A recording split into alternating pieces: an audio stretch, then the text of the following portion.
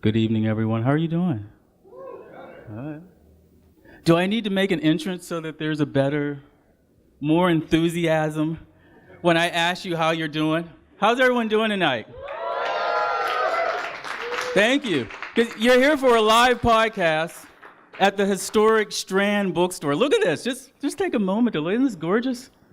So that's the kind of energy I want for tonight. We have three amazing artists here tonight, and it's for the Talk Music Talk live podcast, Talk Music Talk with Boice. I am Boice, and as I introduce every episode, this is my podcast. If you have not heard of the podcast before, I will tell you now what it's about. It's a weekly music interview podcast where I have long-form conversations with people connected to music, right?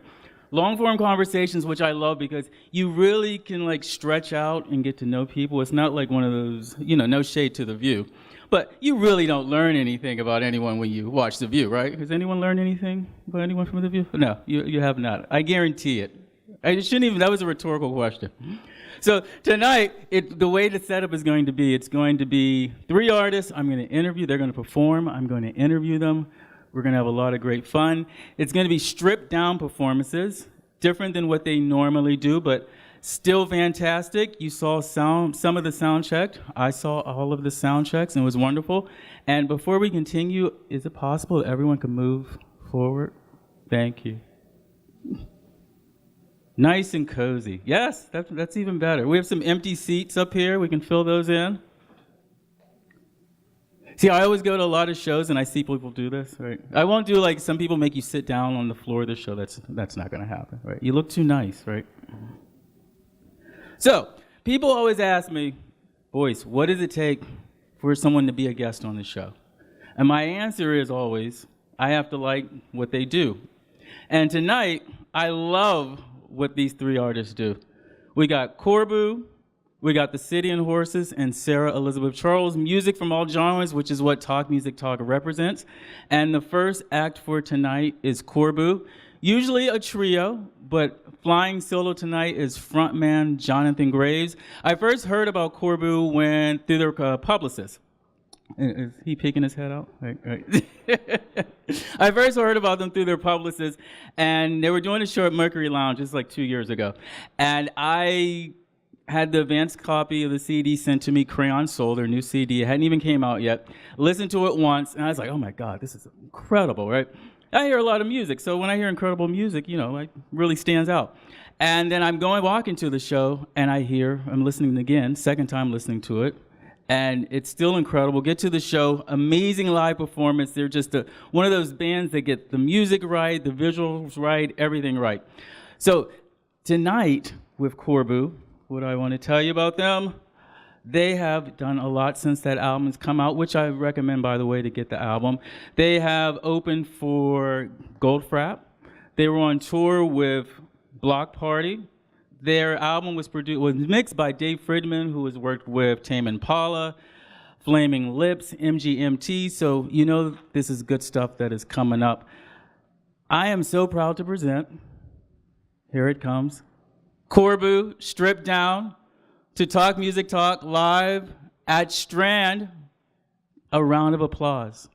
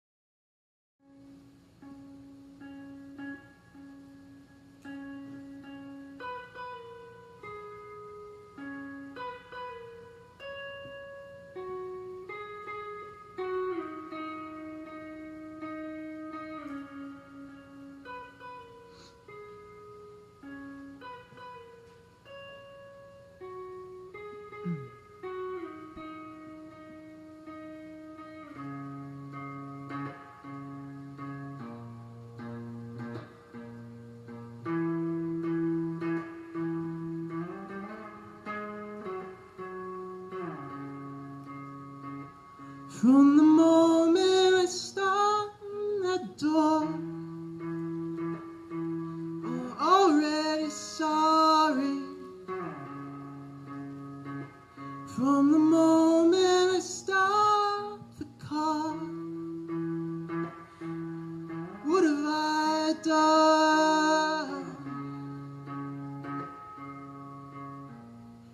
come over me. Come over me. It's come over me. Come over me. Would it be so hard to fall back into the arms of the great dark wave that rolls forever onward?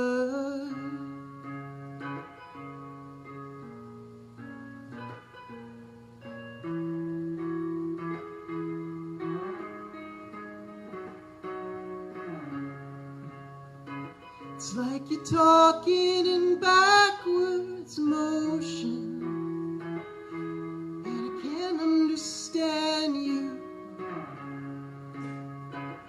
as you wave your arms in the air, trying to bring me back here.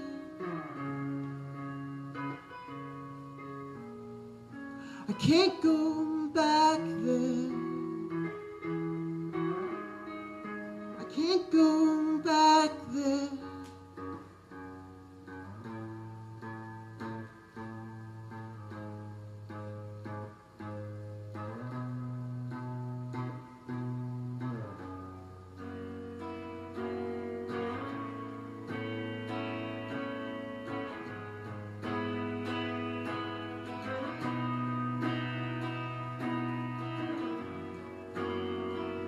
Would it be so hard to fall back into the arms of the great dark wave that rolls forever onward? Would it be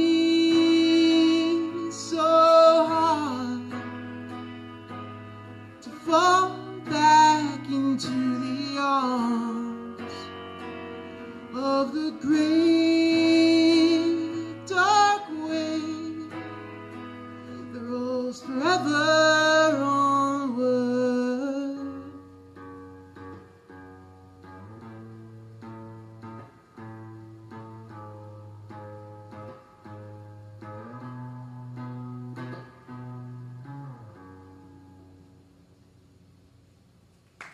Thank you.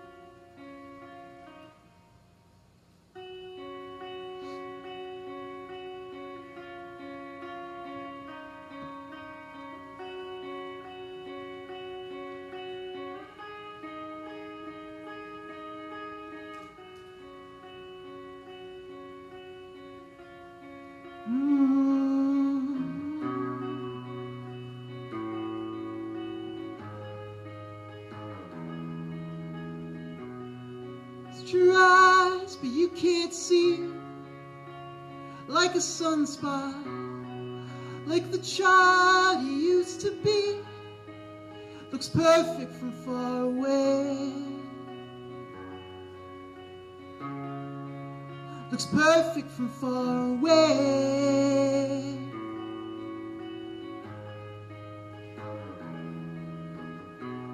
Stalk through the caverns in my dreams. You are a flashlight.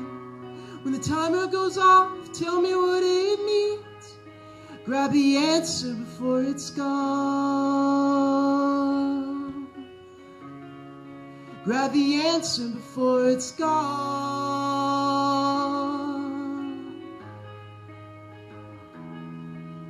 Sooner you look around, sooner you're gonna find out. Sooner you look around.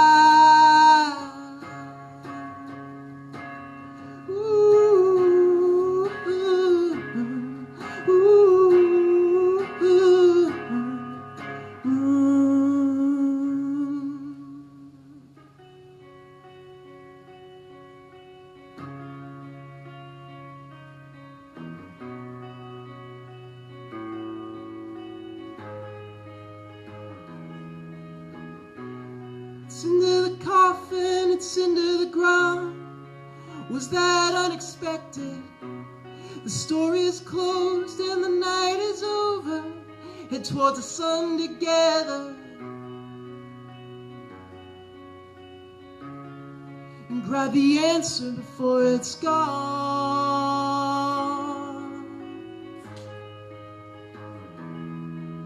Sooner you look around, sooner you're gonna find out. Sooner you look around.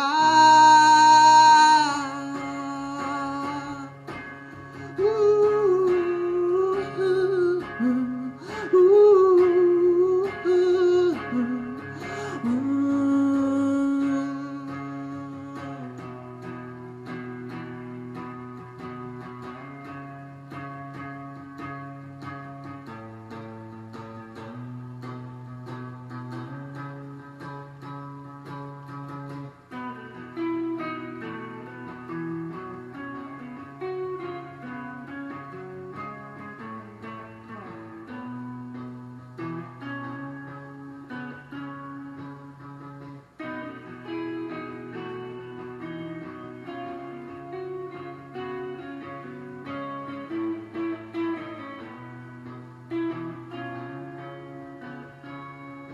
You might spend your whole life in the woods, keep walking into the night. You can hear us talking about trying to do something new, something new.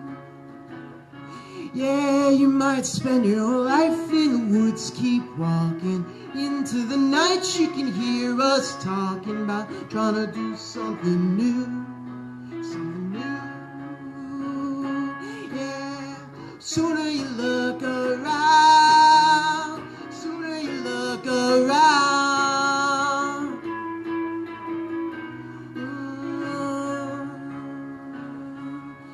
Oh, sooner you look around, sooner you look around.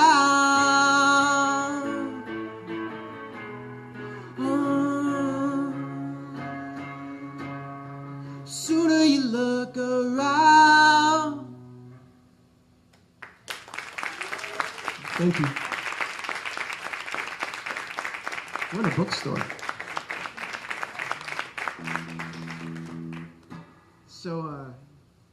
So this is a song off our new album that we just wrote. I don't know if it's done. I think it's done. You tell me if it's done. It's called Late Bloom.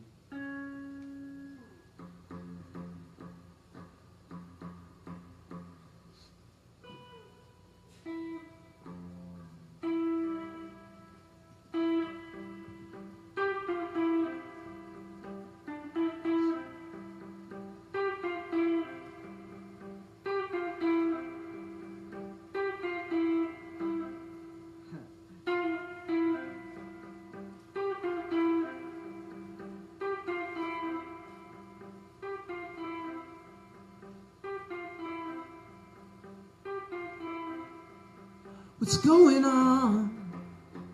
Are you feeling like a bug on a string? Are you feeling good? Just a little shuffled and misunderstood. And come with me. We'll burn it all down and set you free. You never know till the walls are all empty and clean. Empty and clean. Empty empty and clean, empty and clean, empty and clean.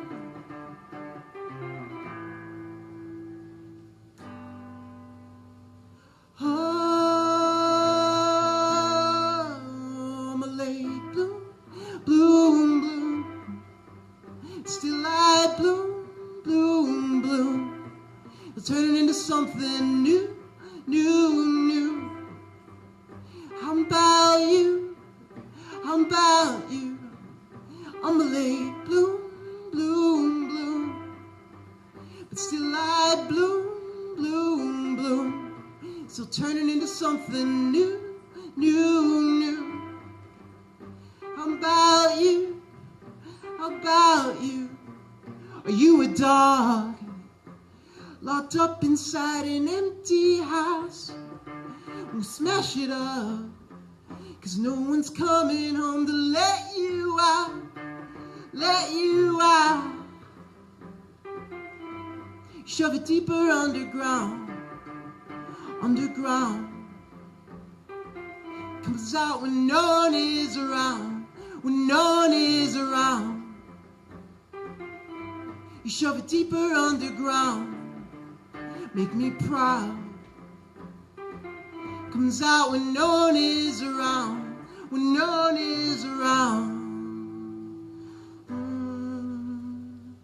Oh, I'm a late bloom, bloom, bloom. But still I bloom, bloom, bloom. Still turning into something new, new, new. How about you? How about you? I'm a late bloom, bloom, bloom. But still I bloom, bloom, bloom. So turning into something new, new, new. How about you? Who are you? Who are you? Who are you? Who are you? Who are you? Who are you? Who are you? Who are you?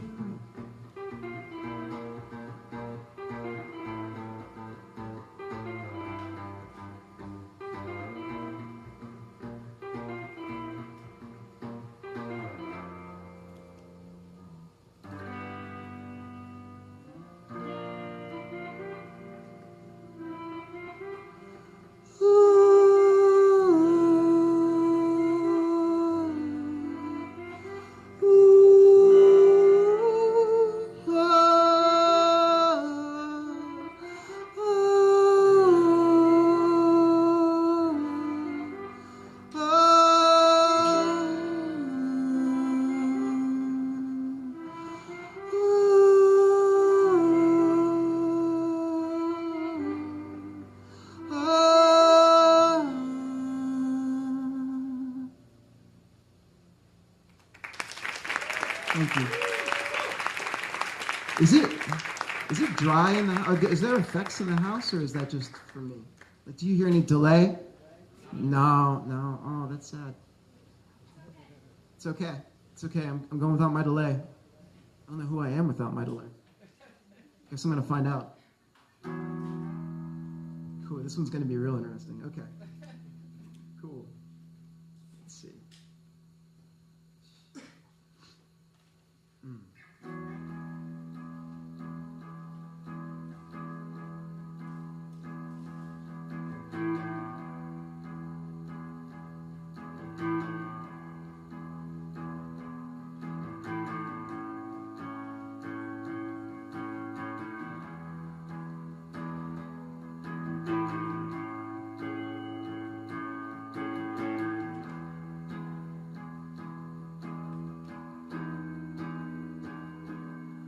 We are sound all around. Up for a minute, then you fall back into the middle. Up for a minute, get sucked down into the crowd.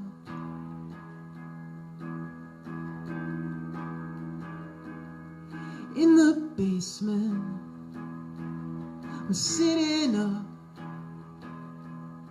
Get this feeling in my throat when you're around.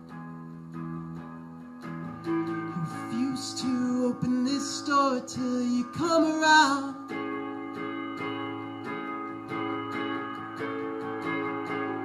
Till you come around.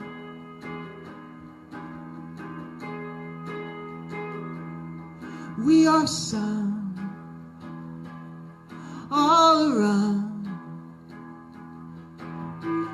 Up for a minute, then you fall back into the middle.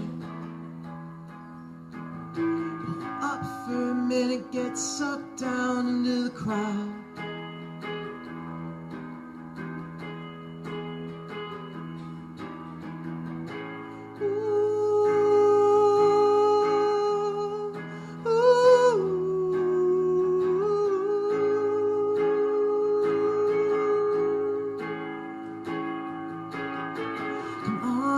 Open this door when I come around.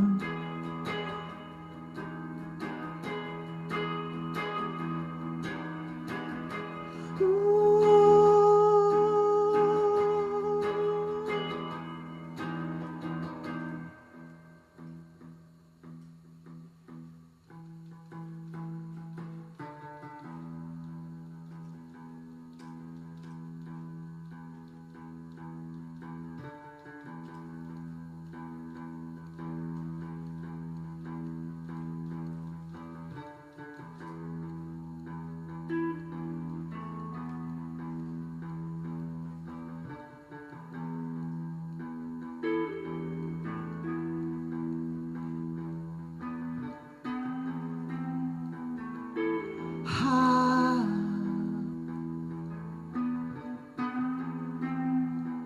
couldn't forget. I wanted to forget, but you couldn't forget. I wanted to forget, but you couldn't forget. I wanted to forget, but you couldn't again.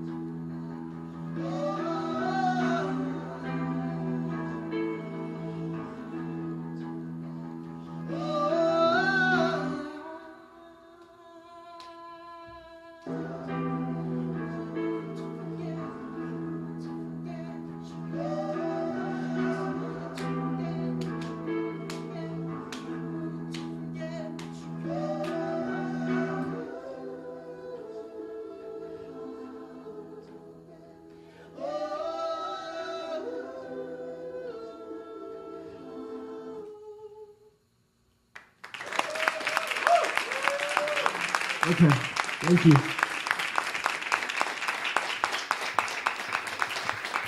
Thanks so much, guys. Jonathan, that was amazing, dude. Thanks, man. You know, and this is an unwritten thing. I've never said it, but I've always vowed to not curse on a podcast. Mainly because Oprah doesn't curse on a podcast. But fuck yeah, that was hot, dude. How did that feel? You're usually up there with a bunch of people. All the, like, you guys don't know. He has costumes and lights and... Yeah, there's a lot, usually. Stars and stuff. So how does it feel, like, just stripped down by yourself? It's good. It's like being naked in front of a bunch of people. Mm-hmm. So, you know, depends on if you're into that kind of thing. Okay. And, no, it's good. It's good. It feels... It's raw and in the moment. And that's something that it's tough to do. That the more you build up around yourself, the more you have like visuals and tracks and synthesizers and computers and all this stuff, the more it becomes like, I don't know, like something went wrong there. Okay. And I was actually able to like be like, all right, well now it's this, and do a thing, and like now it's this. And it's tough to do that when you've got a lot of moving parts around you. So it makes it more like improv a little bit. Okay. Yeah, gives you more freedom. And So have it's cool. you had a problem with something going wrong in the moment that we don't know is wrong? What's up? Have you had a problem with dealing with stuff going wrong in the moment of shows? I think everybody like has emotionally. that. Emotionally, Yeah, everybody does. Everybody does. It becomes this thing. It becomes a, it becomes a Zen thing of like, well, like I said, like, well, now it's this, and how much can you say yes to that moment? Well, this isn't what I intended, but now it's this. It's the improv thing of saying yes and. I think okay. Yes and instead of no but. Okay. So it's like, yes, nobody can hear my loops but me right now. So yes, I'm going to turn around my monitor at the last minute. Maybe everybody will hear it. So there it is. So that's the moment. And for cool. people who haven't seen the show, so your 3 books. Your 3 books are Carl Jung, A Man is Symbol. Man and His Symbols. Daniel Pinchbeck. And what was the third one? 2001. Okay. So I'm trying to see like the link between all those things is like psychedelics, space exploration, right? That type of thing. And what else? Dream interpretation. Dreams and psychology in general. Jung, the collective unconscious. And I think, it all ties together. Okay. And what is it like musically? How does this come out for you or inspire you? Which book? Okay. Well, maybe we should wait for... What's up? You can think of an answer while we wait for the siren. Okay. It's just the background music. Yeah, it's just background. Okay. So is there a connection between the books or in your mind? I hadn't really thought about that. I suppose there is. That's tough. Well, I guess I should preface this that since we are in a bookstore, and on the website for all 3 acts, they had their books of inspiration, and those are the books I'm referring to. That was my fault. Bad host. I take responsibility for not prepping that. Okay. So I picked 3 books for when Boyce asked, books that have been influential for, I guess, my music. And that was Carl Jung's Man and His Symbols, Arthur C. Clarke's 2001, and what was Daniel Pinchbeck's Breaking Open the Head, which was about psychedelics and sort of tribal cultures and like shamanic rituals and stuff like that. So I think all of those things, it's interesting. It's hard to put into, I can see how Jung and Pinchbeck fit into each other, how psychedelics and psychology fit into each other. That's pretty obvious. But 2001, I can't put it into words. It's there, but like it's, I don't know. The thing for 2001 for me is like the monolith, and about how that's. Have you read or seen 2001? No, familiar I have not. With? Okay, so I guess I should have read like the wiki page for it. Should have read all the books that all your bands picked in like a month. It's only like 3,000 pages. Okay. So there's this alien artifact that they encounter, which is the monolith, and I guess the story is that that human civilization touched it when we were primates, basically, and then we rapidly became more human-like, like an ape-like creature touches the monolith, which is this big black obelisk thing, and then all of a sudden he's like, oh, this bone in my hand is a tool. I can hit this guy with it. So then he kind of levels up in evolution, like maybe millions of years of evolution happen in a split second after he touches this thing. And then the story jumps forward to where we are now-ish, and and they encounter a new one on the moon, and they come up to it, and it's sort of the story of the very abstract story of what happens next. And what I've always loved about that is just the question of where do we have to go from here, and where like we think of ourselves at like the pinnacle of our civilization, and like everything is like this is as good as it's ever going to be. We know everything there is to know, and it always made me think about actually 3 million years from now, how will they look at us and all of our assumptions and all of our And how does that sneak its way into your music? How does that sneak its way into our music? I have no idea. Well, there's a lot of space and Yeah, there's a lot of your space. music and visuals. Yeah, I mean, I've always we had it on. We had the film on when we wrote the album, and we were I've always wanted to, just the general atmospherics of it, just trying to make an imaginary soundtrack to that film was always, I don't know. It's just my favorite visual and my favorite sounds, and they just go together. It just feels like where my heart is. Okay. It's hard to put into words beyond that, but yeah. And are these your 3 favorite books, or is one tops of the 3? Or I wouldn't say it's. I'd say maybe Man and His Symbols is my favorite because it's like Jung. It's like a user's guide to your mind in general, and it's really accessible. Some of his stuff isn't as accessible. I try, but kind of slowly make your way through it. But the thing that always jumped out at me about, well, first of all, dreams and from Jung and from Man and His Symbols, and I've heard a lot of our songs in dreams, and then just trying to pull those out, and I just think there's something really pure there. That's not. Yeah. It's unfiltered, it's raw, it's not your consciousness. There's no I want in your dreams. It just is. It's just something flowing through you. And I think there's really something beautiful about capturing that and actually getting it to come out of a speaker for other people to hear it. And it's like you didn't even do it. It just like came out of space. And like if you can make it that transparent, so I don't know, there's something really beautiful and weird about that. Okay. So is it you in the middle of the night wake up and you have your recorder, notebook? I wish it was that easy. It's more like me in the middle of the night and I wake up and I'm like, oh God damn it. And it's like 4 a.m. and I have to go and I go into the other room and I fire up Ableton and I have to now I remember this guitar part. I remember these lyrics. I remember this beat. I remember this bass line, and try to reconstruct the whole thing. And then I go back to bed. It's a process. 6:30 a.m. Okay. Yeah. But, so which is it's like a beautiful feeling, and at the same time you're like, to actually get the work that's ahead. But yeah. So when did you first hear about this book? Which? Man and His Symbols. Oh, how did I find out about Jung? High school psychology class, I think. Okay. There was they talked about, they go through, it's all Freud forever. And then there's like one paragraph in the whole book, in the whole course on Jung. And it's like, oh yeah, by the way, there's this guy who thought that like there's this thing called the collective unconscious, which means that like we're actually all the same inside and like that's God and whatever. And you're like, anyway, moving on. So that's... So I was just like whatever that is. So I chased it after a while and found the book. Okay. Yeah. So would you say that for the next album, what would be the inspirations? What's coming up with that one? I mean, I think you always write about what you've been through. And so a lot of it is about just the process that we've been through after releasing our first album and all the good and the bad and the excitement and the disappointment that goes along with that. And it didn't really gel together until I was at the beach, actually, this past summer, and I was in the ocean, and I don't know, there's this home-like feeling about that, and I actually wrote one of the songs in the new album while like meditating in the middle of the ocean, which is like, it sounds weird, but it was really fun. It was really awesome, like on my birthday. I don't know, so I just felt all the music and the new stuff has this sort of womb-like, watery feeling to it, which to me says creation, new, psychedelic, like things are fluid, things aren't fixed, things can change, it's okay. Yeah. So once I was there and in the ocean, I felt like, okay, this is where I am now. This is the home.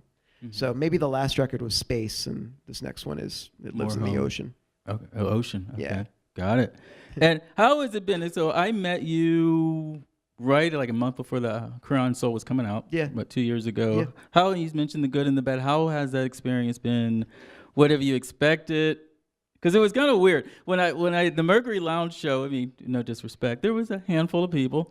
Sure. But like a month later, they had sold out. You had sold out the place. It was like filled to the gills with people, right? Yeah. And they had cookies. It was like, this is how their visual game is so down, they have cookies, right? So yeah. So what's it been like this past 2 years? Highlights, lowlights. Highlights, touring with Block Party. Touring with Block Party, going across the country and like with your friends and, seeing the country and doing that thing and playing for a band that you loved, and you know they turn out to be the sweetest people in the world, Yeah. and they root for you, and it's just so cool. And then you know, I mean, you're the interesting the interesting thing about the music industry is like no one knows the way. Mm-hmm. It just feels like it's like when there's success, there's no like in every other avenue of life, not every other avenue of life. I'm sure every other creative field is like this, but it's like if you want to be a doctor, you go to school, you get your degree, you do this, you know, if you do well, and then there's a path. And it's just for music, it's just we're all in the woods, you know. So like, you think somebody's got to figure it out, and like they don't. It's just we're all figuring it out together at the same time. So it's like, it's really just you know just being in the woods without a compass and trying to find your way to, trying to really figure out what you want and find your way there. Yeah, that's vague, but. Yeah. Well, it's like that for podcasts too. Yeah. So don't feel bad. For sure. So what is it like we're getting to the lowlights? You're playing for a certain number of people, but now you're jumping to playing for these huge amounts of people who aren't necessarily there to see you. Sure. Like, how do you have to adapt, get ready for a show like that? For those shows, Opening for Block Party and Golf Rap. that's easier. Okay, really? Because there's no Okay. pressure. They're not there to see you. Yeah. So it's like if they hate you, you know, Yeah. sorry. Like, you know, you just get a beer. Mhm. We'll be done shortly. And if they love you, then they love you. So Yeah, I mean, yeah. it's really it's when people come to see you that it's of course it's more rewarding because then like, you know, the minute you see anybody like sing your song back at you, it's like connection. Yeah, yeah. It's wonderful, but then you have something then you have someone to disappoint. You Yeah, know? okay. I So hadn't thought of that. it goes both ways. Yeah. Yeah. So it's really freeing, I think, to open for a big band and just like you just show up and do your thing. And if it works, hopefully it works. Yeah. And if it doesn't, you know, Yeah, okay. yeah. And what would you have changed in the past 2 years? Oh. That's a more positive way than saying low light, right? Okay.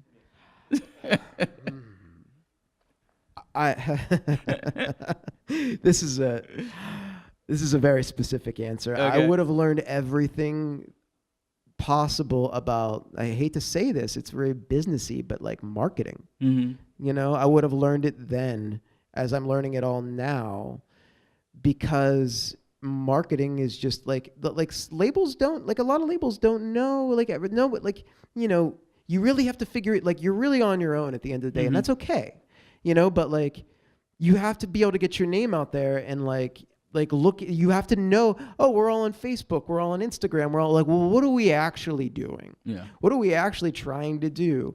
Like, you got a website, like, are you doing anything? It's just so easy to be on autopilot. And I think for so much of it, we were on autopilot and just checking boxes because it's like, yeah, we got a website, we've got socials. And now it's like, I'm understanding like, okay, what do you want to happen? Let's Okay. put a plan together. Is it working? No, let's adjust. You know, now how did that go? Like all those very normal business school things are so applicable in the music industry because nobody's going to hold your hand. You know,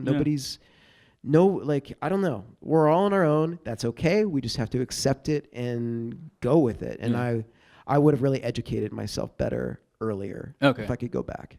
And that's shocking for me to hear you say because your Instagram, everything you do is very social and you're consistent. I thought that was from day one. Why? I'm just trying to, like, that's the thing. We do okay. It's just like, it's realizing like you have to have goals for this stuff. Okay. Like, what are you trying to do? Like, you know, like we get people fall in love with us and then like we never hear from them again because like we have an email list and I'm like, oh, I don't want to spam you. I'll send you an email once every like 3 years. Yeah. And it's like, maybe that's not a good idea. Yeah. So yeah, I'm learning that. Okay, that's a good lesson then. Yeah. And you're working on what's planned. What do you got planned now? Do you have when you'd like to have the album out? We'd love to have the new album out as soon as possible. We're just, right now. Realistically, early next year. Okay. For sure. Yeah. Okay. Early next year. Yeah. We'll see. But we're just, it's like, just trying to get it done now and throw everything at it until it gets there. Okay. And as I always say on the podcast, best way for people to connect with you? The best way for people to connect with us, please sign our mailing list, because as you Yes. know, I won't spam you. Hopefully you'll hear from me. But yeah, I mean, sign up. We're getting better at this stuff. So sign up for our mailing list, and we're really into Instagram. We're a very visual band. We talk about 2001 and all that stuff, and it's really the social media place that I'm the most comfortable, because it's like my art home, and I just put out my pictures and my little videos on there. So it's a cool little community. We've met some of our best friends there. So follow us on Instagram. We're Corbu on Yeah. Instagram. And you have the vinyl here tonight for there's a We have merch table back there in case you didn't know. There's Yeah. a merch. The vinyl packaging is just gorgeous. I just want you, if you don't have vinyl, get it anyway, right? Yeah, sure. There's a coloring Just to book. look at it. Yeah, So there's a coloring book. It'd be a kind of, I guess it's not even that expensive of a coloring book, but a mildly expensive coloring book. Just throw the vinyl away. But it does have a coloring book in it. Okay, great. Did I leave anything out? I don't think so. Okay, great. Thank you. This was a great performance. Thank you so much, boys. Thanks, guys. Okay, this is a nice crowd. Oh, yeah. Okay, real talk. There's a bunch of creatives in this room, right? And you've all had events or been to events where only like 1 to 3 people came. So you know what I'm talking about. And I was probably one of those people. So this is just lovely. I'm just going to acknowledge that. Thank you for taking the time to come out and see great music. And we have a great evening lined up. The next act, The City and Horses, I discovered their music on Bandcamp. That works, as someone was just saying to me here, right? Bandcamp, and because I'm always rooting around for new music, and I listened to the album, their 4th album, which is called Ruins, came out last year. Fell in love with it, another great album. It's pop, indie pop, and we had a conversation which was back on, episode 131? Last May. Oh, wow. Yeah, it's almost a year now we've known each other. And we were talking about pop, like sometimes artists feel like, was it too pop? That's not authentic. It's not, it's not high art. And I say that is untrue. And this group proves it, right? The City of Horses, more hooks than a tackle box. Right. I wrote that down. I did not want to forget. More hooks than a tackle box. I said that. Oh, you said it. I'm saying it now. Thank you. Yeah. Yeah. Thank you. They've been featured on NPR, iTunes, what else? WXPN. A lot of places. Great live show. I've seen them perform, and I am just a big fan. The album, Ruins, is a love triangle. Let me get this right. I want to get this right. Between Mark here, an ex-girlfriend, and OCD. Okay. More later in the interview. Ladies and gentlemen, The City and Horses. Thank you, boys. Thanks to Boice and Corbu. And then Sarah's after us. We're going to play a bunch of songs. We're going to speed right through them. We're called The City and Horses.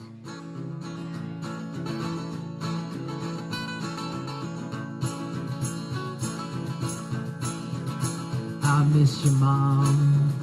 I miss your dad. I miss the deaf brother that I ain't never had. I miss your steps from the hall. I miss our plans for the fall. I miss it all. I miss it all. I miss the boat. I miss the boat. I miss the train. I miss the train. I miss the car that took you to the plane. I miss the signs, even when I saw you changed the pictures on the wall. I missed it all. I missed it all.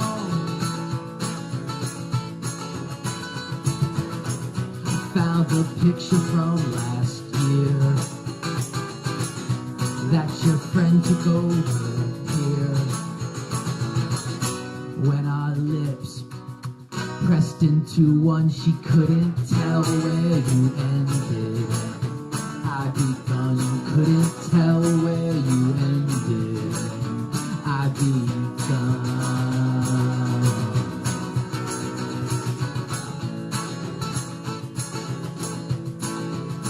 I miss the good times that you've forgotten. Well, I miss Turkheim and I miss Groton. I miss the fight in the mall. I miss the whole debacle. I miss it all. I miss it all.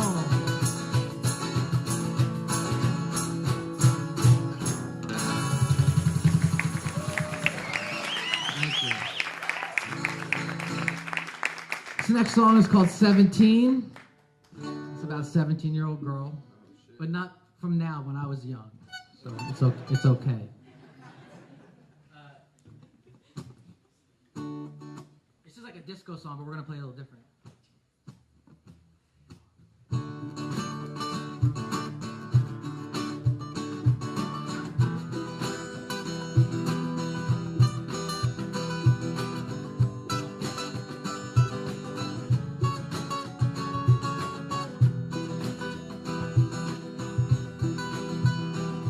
The sweetest little thing that I've ever seen was you smoking weed at 17. I watched from the porch in a blinding rage. I wasn't straight edge, but I hadn't come of age. It was a beach town winter and I jumped in my car. I left you there, but I didn't get far. I felt like a creeper as I drove back around. You see, I checked my beeper, but it didn't make a sound. The sweetest little thing that I've ever seen was you smoking weed at 17. With your eyes glazed over, it's still crystal clear. Frozen in time, a lacquered veneer.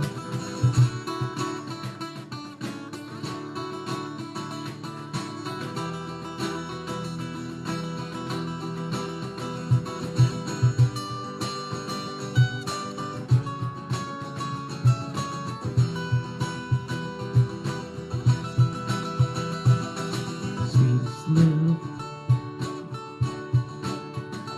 There was snow on the sand that made my feet feel weird. I rubbed the back of my hand on the slack of my beard, and I waited for you, and I hated you too.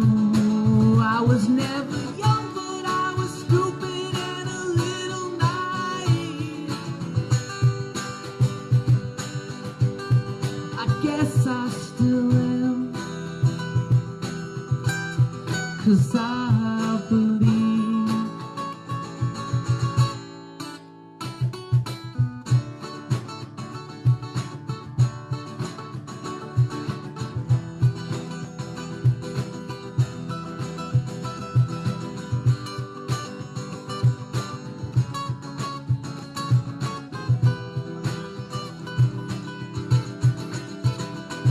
The sweetest little thing that I've ever seen was you smoking weed at 17. With your eyes glazed over, it's still crystal clear. Frozen in time, a lacquered veneer. I like spaced out for a second. I was thinking like, oh, we have to cut a song, so I was thinking what song to cut. And I got my boy Axton here. One of our next songs has like some foul language in it. So I'm like, oh, should I cut it for Axton? So I don't know. Up to you, man. Up to me.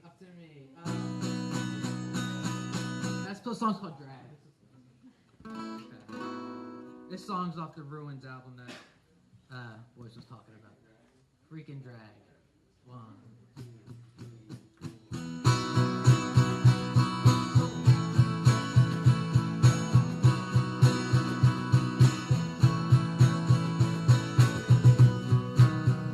Take 2 fingers, put them in my nose, and drag me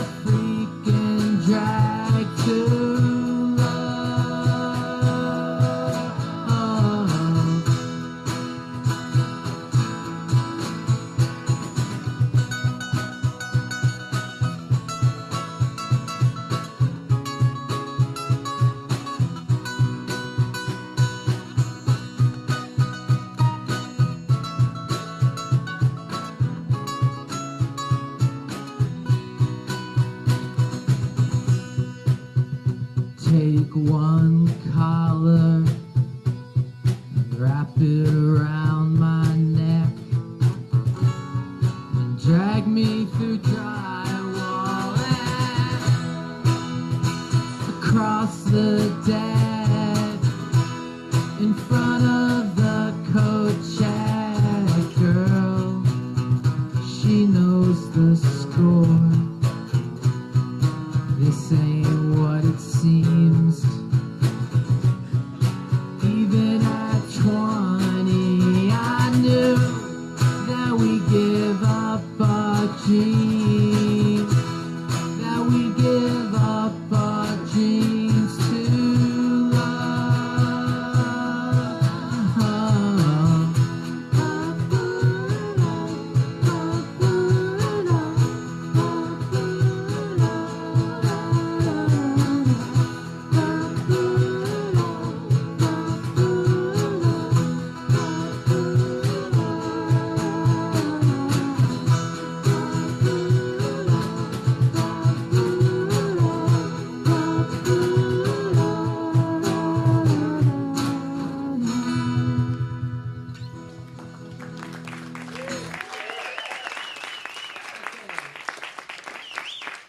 Our songs are really short. We're just going to keep going. This next song's called Space. It's also off the last album. I'll give you space. I'll give you stars. I'll give you Pluto. I'll give you Mars. I'll be the moon at its apogee. If you promise soon you'll come back to me. I'll give you space like an invader. I'll be a zenith, you'll be my nadir. I'd swim the largest of Titan's lakes to correct all of my mistakes. When I give you space, watch the light travel about as fast as I unravel. I'll give you time as we know it. I just hope that I don't blow it. When I give you space, leave you alone, face to face or on the phone. I keep my hands in my pockets and my eyes in my sockets. When I give you space, when I give you space, I keep my mouth shut and lock it till this tired, lonely rocket comes down from space.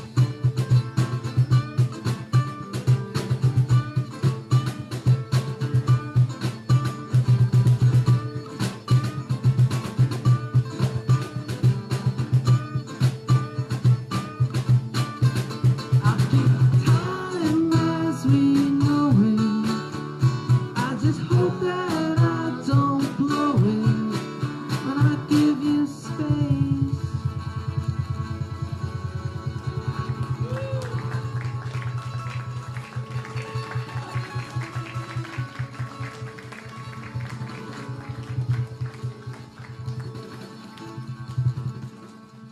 Okay, breezing right along.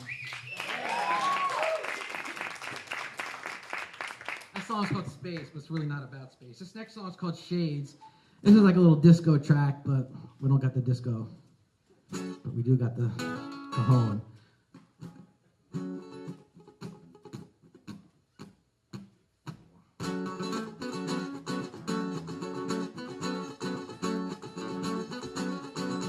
If all the girls were wearing headphones, how will they hear me singing Belle and Sebastian? How will they know that I mean well?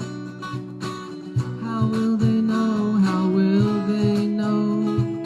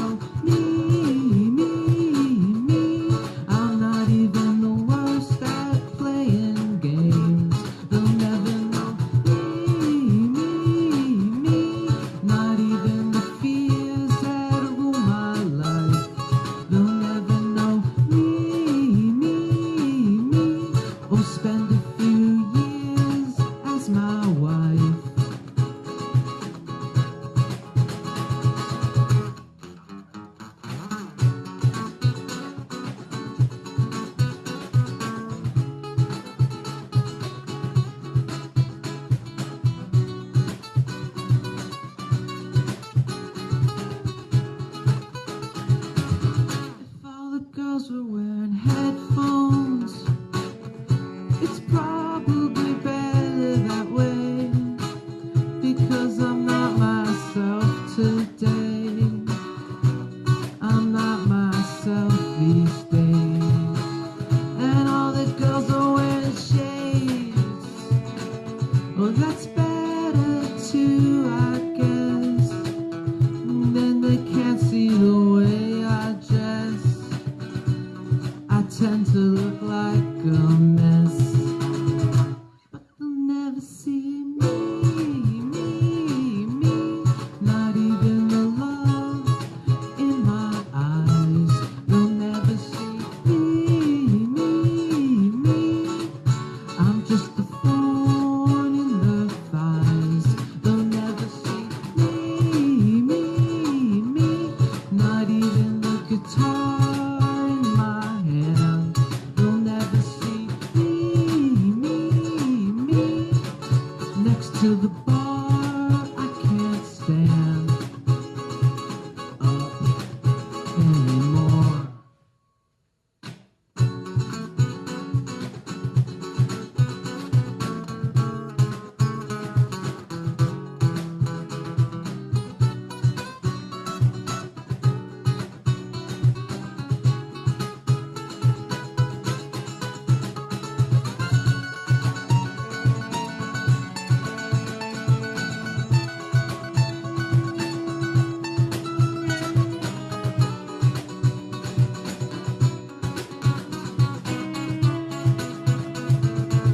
If all the girls were wearing headphones, and I got mine on too, how will we know what to do? How will we know? How will we know? If all the girls are wearing shades, and I got my hat down low, how will we know where to go? How will we know? How will we know? We'll never know. We'll never know. We'll never know. We'll never know. We'll never know. We'll never know. We'll never know. We'll never know.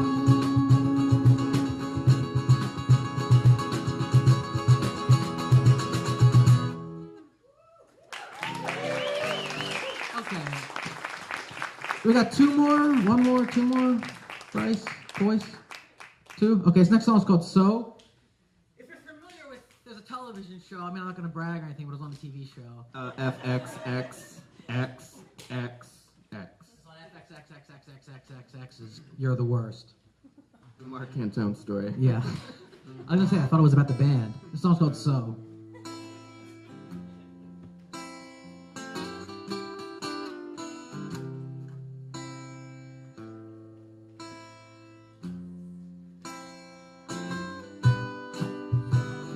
When once you sang me to sleep,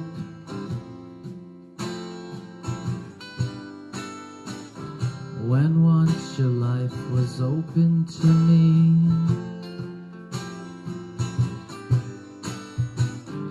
when once I'd knock on your window,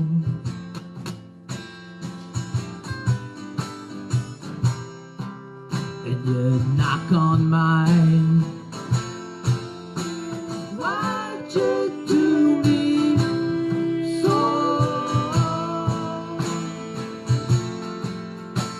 Why'd you do me so? Why'd you do me so? Yeah, why'd you do me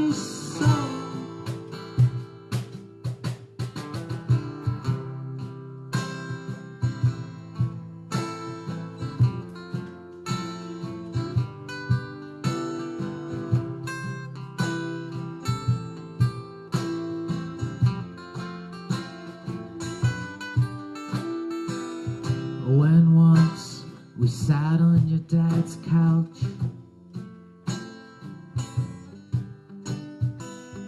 It was the biggest one in the house.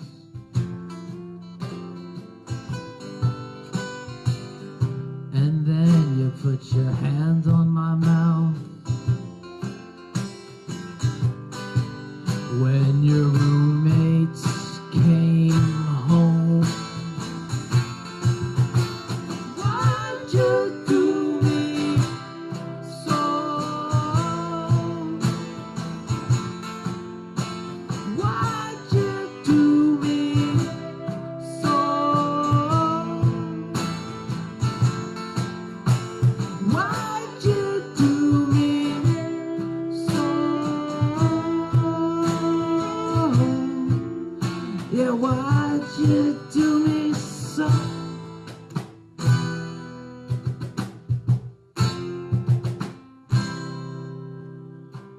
I'll tell you why.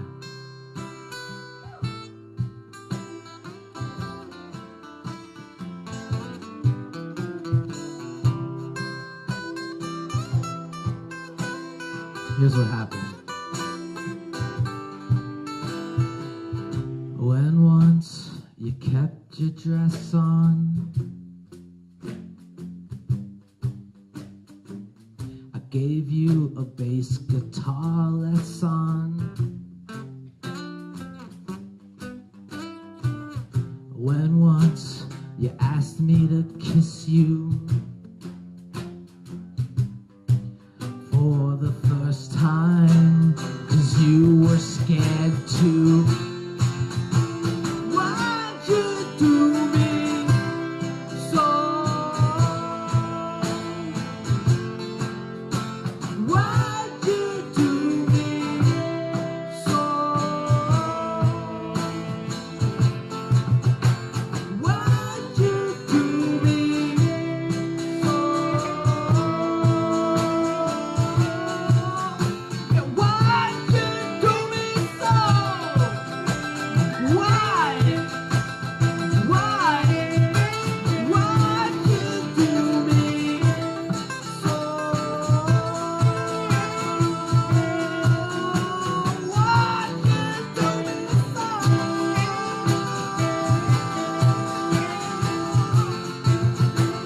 Why'd you do me so?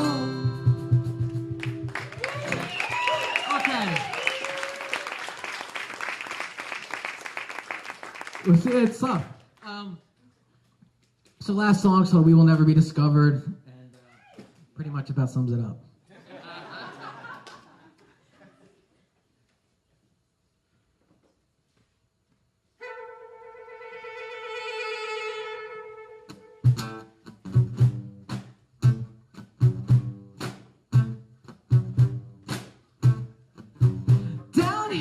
Down here, beneath the low dark lamps that hang above the damp, cold floor.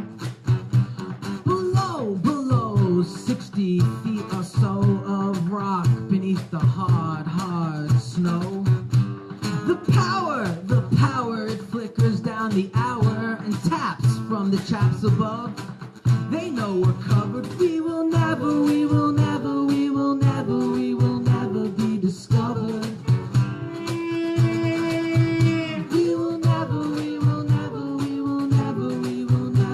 Discovered.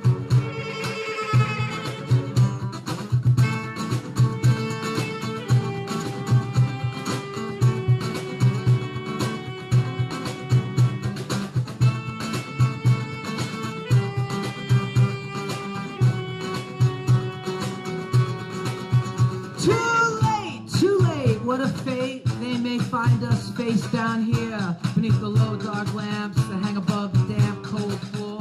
And above, songs are sung, forks are tongued, bells are rung, the men are hung with faces covered. We will never be discovered. We will never be discovered.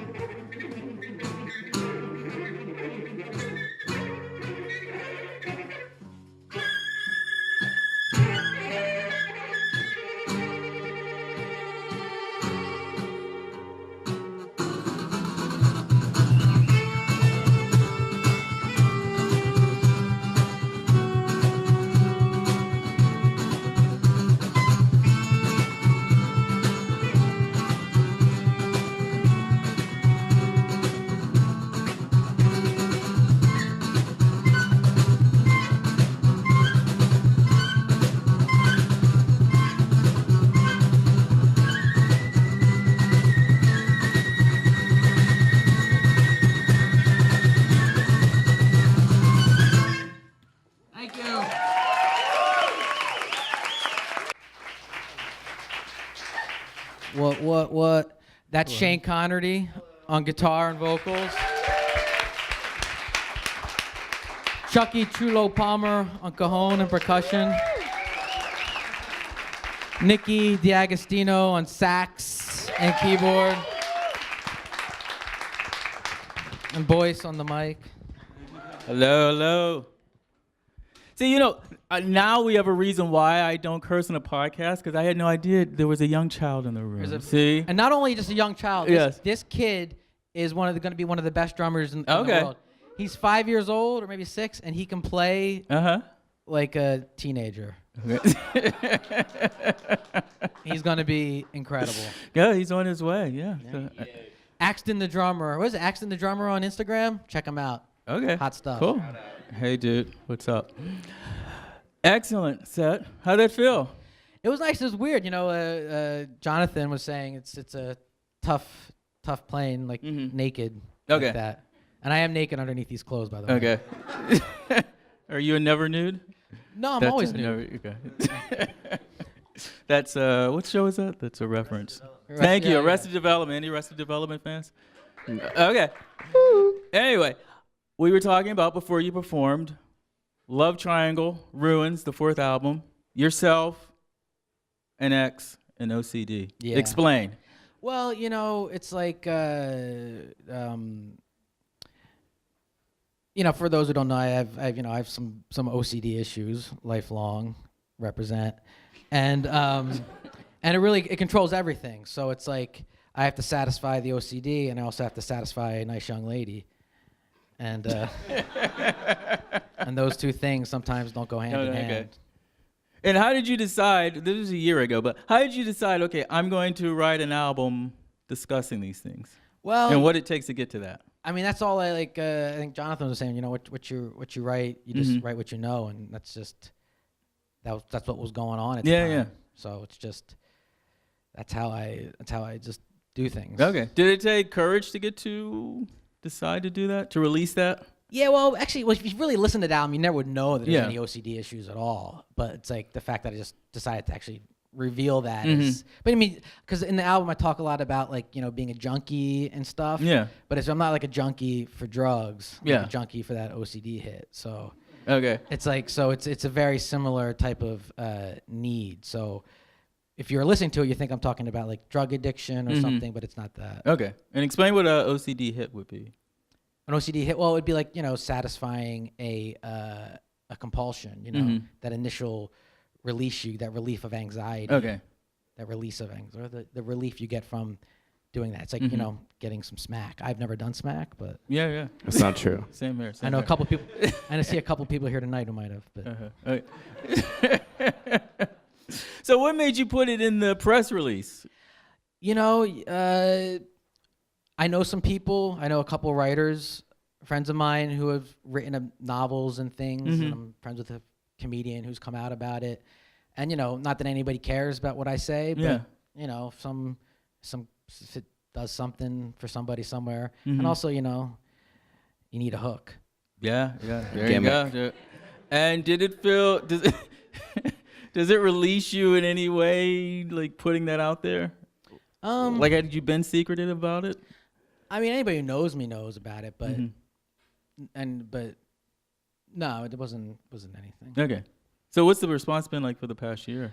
When we've gotten like some press and stuff about it, everyone's like mentioned it, and some people have written about how they struggle with anxiety issues in the reviews of their album. So it's been good. It's nice to see, like, actually, most people suffer with anxiety issues. So I think I think it's pretty common. Yeah. You're not alone, right? Yeah. Right.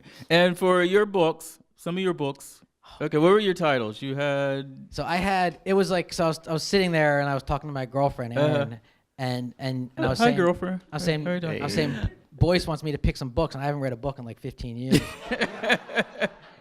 So I was like, man, what am I going to do? I have read some books, but actually the OCD makes reading hard. So I won't get into how, but it does. Okay. But anyway, so the books I picked was George Orwell's Burmese Days, which is about a novel about his times as an imperial officer in Burma. The other one was Noel Coward's first autobiography called President Indicative. And the other one was Alexander Solzhenitsyn's One Day in the Life of Ivan Desenovich, which is a book about this guy in a Soviet labor camp. Okay. Everyone's read it. So you got what, like Russian literature, there's travel, and I'm not sure where the No Coward fits in. So Noel Coward is actually one of my favorite lyricists. He was one of the first like triple threats. He was an actor or a playwright, a director, and a songwriter who songwrote some of the best songs ever. He was contemporaries with Cole Porter. They were friends, and his lyrics are just big inspiration for me. But that book was about his first visit to New York. He's British, so he came to New York, and it's really fascinating to read about all the streets that he talks about. He talks about this street. He talks about going to Broadway, the Bowery, and stuff. You know, this is in 1925. Yeah. So it's a really interesting history of the city from an Englishman's perspective. Okay. And what is this connection? I see like it's travel and other worlds. Like what does that mean? I was thinking Mark? about What's that going too. I think it's I guess there's something with, you know, there's an imperialism, the British Raj in India. It was like this imperial force.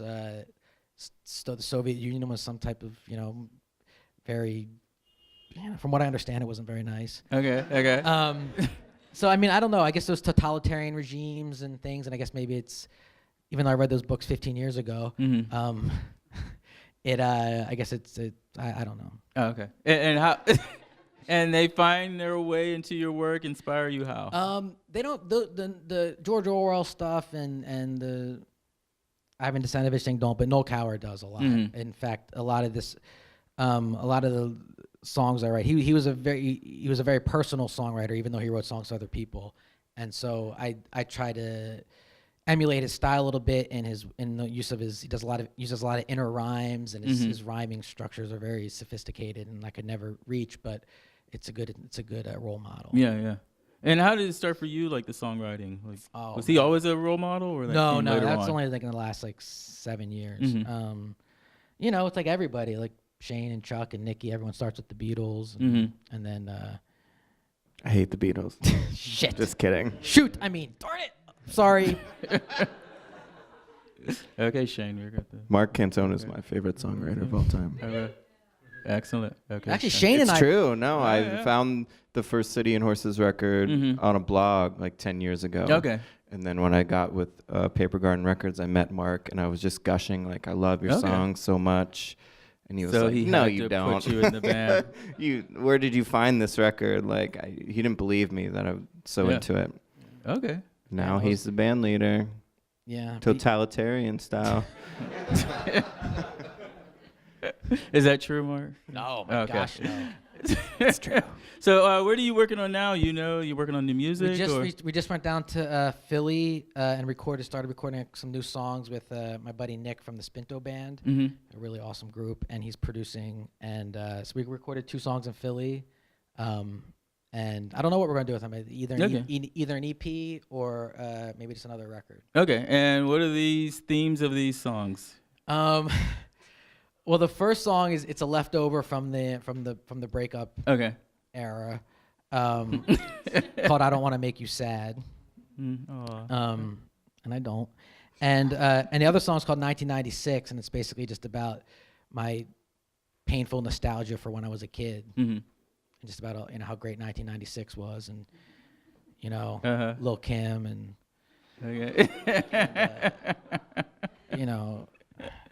pizzerias and stuff. Okay, all in one song. Oh man, all there's Lil' Kim. I talk about Lil' Kim. Talk about pizzerias. I talk about dropping off CD shops, house parties. Not the Kid and Play house parties, but they should be in there. Actually, maybe it is. I don't know. Okay, and what is it like for you for writing songs? Like what, melodies first? Like, because the songs are very melodic and hope-driven. It's melody and lyrics first. I'll just start singing a song like my girlfriend knows. I sing the same thing over and over again. It drives her nuts. Yeah. So, but I just get like a melody and I just keep going with it until something happens. Okay. Does the OCD have any, like, does it hinder you in any way from writing? Or yeah, it hinders me from doing everything. Okay. So, So yeah, but I might as well make something out of it. Mm-hmm. Like when I apply for jobs now, they have like OCD is listed as a disability. Oh, really? Okay. So I'm like, shit, I'm gonna do it if I can get some. That's gonna give me a little heads up. Yeah. You can always use that for a personal day excuse, right? Yeah. So, so you got that coming up. Best place for people to check out the City and Horses. Yeah, it's like Bandcamp. Just Google, watch some videos. Yeah, there's a lot of videos. So you guys suggest. You have a new video just came out. We a few just had a weeks new ago. video for that song Space that we played. Okay. A friend of mine made this really cool VR type video. You need like $5,000 in a headset to watch it in VR, but you can watch it on YouTube flat. Okay. It still looks pretty cool. Okay, great. Either or. Yeah. Either or. And so cityandhorses.com? Yeah. Cityandhorses.com. I leave anything out? You Great. nailed it. Thank you. Thank you so much. Thank Thanks you guys. for having us. Thank you, boys. Thank you, my friend. Third act, equally wonderful. There are so many things I can say about Sarah Elizabeth Charles. I'm going to say some of them. I first met her in 2015. I was looking at Christian Scott, the jazz trumpet player, his page, and he had produced and co-produced and also played on her album Inner Dialogue and interviewed her before then. Fell in love with her immediately. The first time I saw her perform was at New Blue, and she was with Ajoyo. That was right? Ajoyo? Yeah. She's in about 10 different bands. Right? I always joke with her about that. And Ajoyo is one of the bands. She opened her mouth. I'm just like, oh, my God. I'll do whatever it takes to have her on the podcast. And I stalked her, and she eventually agreed. And but I have seen her, I think, 22 dozen times? Yeah. I have seen her more than her mother because I've gone to shows and her mother's not been there. So I may be a bigger fan than your mom.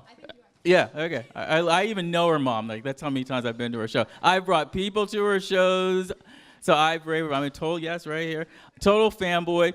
Let me tell you about Sarah Elizabeth Charles. She has played at Carnegie Hall. She's played at the White House. That was pre-Trump, right? Yes. Okay. I just wanted to mention that. Yeah. Yes, she also played at Kennedy Center, Blue Note. She's the only talk music talk act to be on 3 times, a record number 3 times. I showed you. Him, that's why. Yes. And some people are asking, this is for my podcast, talkmusictalk.com, which you can go to. I'll give you a moment. You can check go to iTunes or Google Play and subscribe right now. Okay. Or you can do it later. Well, she has a new album out called Free of Form. As amazing as her other music, I'm so excited tonight to have her here. Fanboy, as I mentioned, many shows, I mentioned all that. 3 times guest. She is accompanied tonight by Jordan Peters on guitar. This is going to be amazing. Without further ado, Sarah Elizabeth Charles. Enjoy. The first 2 songs that you're going to hear are love songs, but they exist in 2 very different capacities. The first one is sort of a love song for humanity, for each other, and the second song is a love song that's romantic, for a romantic love, a lover. So I hope you dig it. Here we go. I'm watching, I'm feeling so overwhelmed.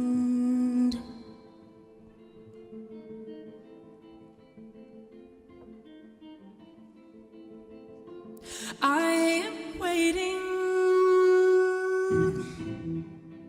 for the answers to come, but they don't, but they won't, but they fall short from me.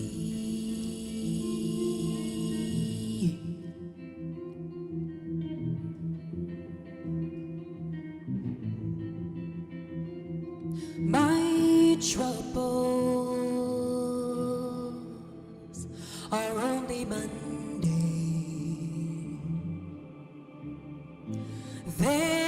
wash over me, I feel silly.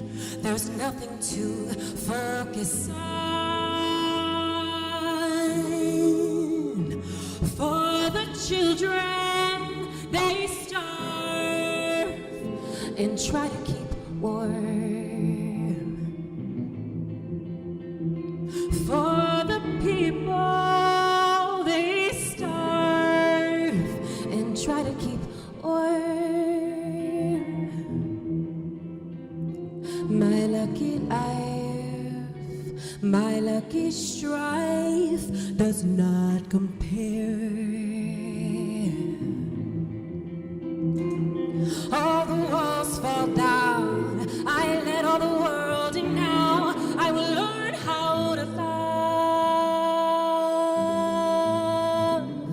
All the walls fall down, I let all the world in now. I will learn how to love.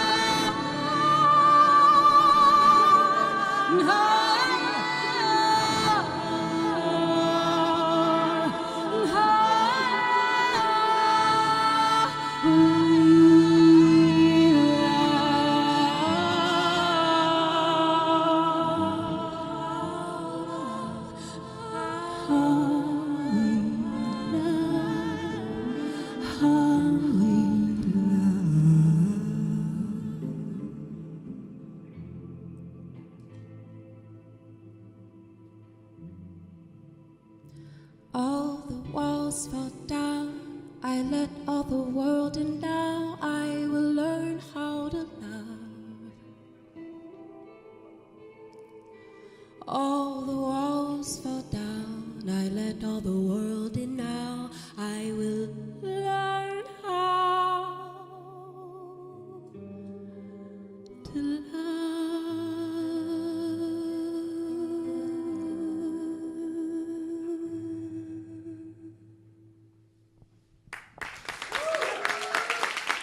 Thank you.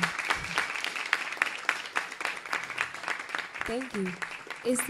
Is the sound clipping a little bit, or is it cool?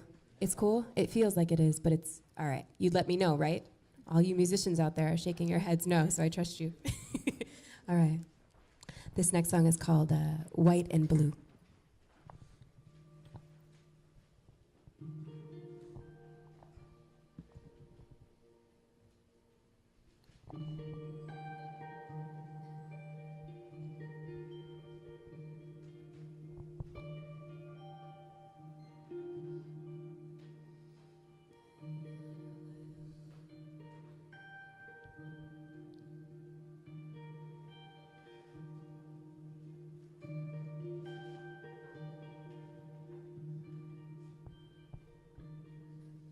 So much that I can feel, don't know how to pick out the real from the fake, drowning myself in a sea, fury of white and blue.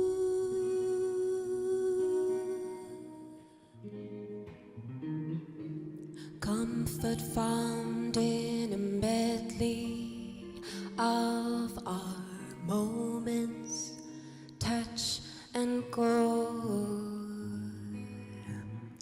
swirling around above the trees, air between me and you.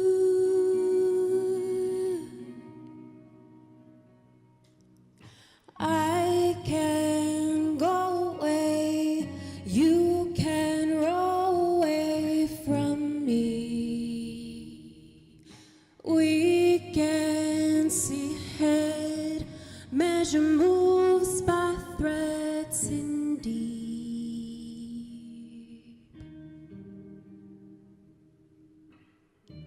Curtains and closing by world, open only with the light of day. Scaring myself into a freeze, rays that I'm not used to.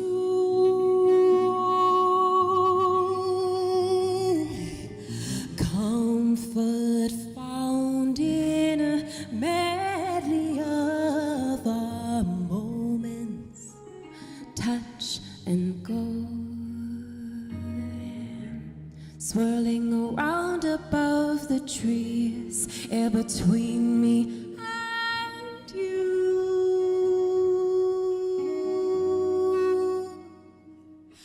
I can go away, you can't roll away. I can go away, you can't roll away from me. We can't see ahead, measure moves by threads. We can't see ahead, measure moves by threads in deep, in deep, in.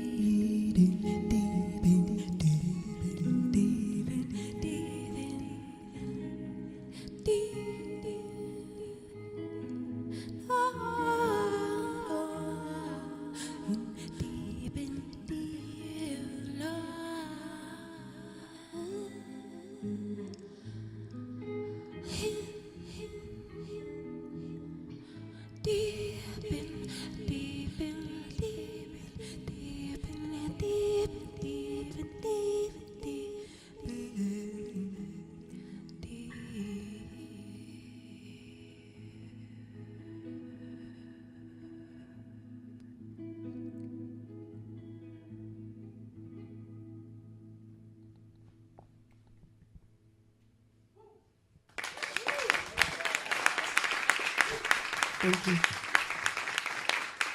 Thanks. Just wanted to take a second and thank Boyce.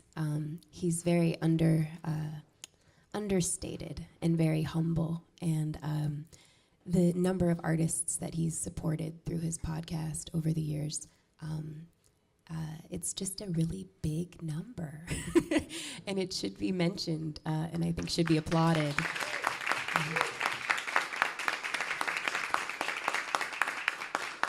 And it's pretty cool. Is the young boy still here, or did he leave?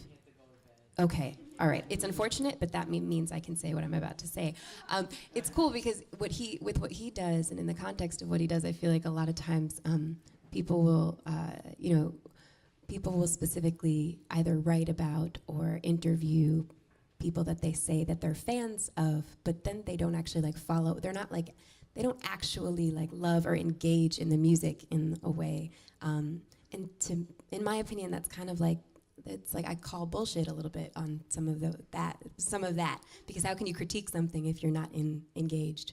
And Boyce doesn't even critique it. He just, brings it into his universe and reflects on it with us, and allows us to reflect on it in a way that we don't oftentimes get to do. So just wanted to highlight that. Thank you, Boyce, for doing that. Give it up for Boyce.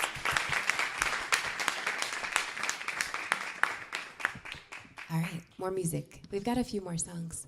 It is clipping, right? I'm not crazy, because I can see it on here. It's yellow.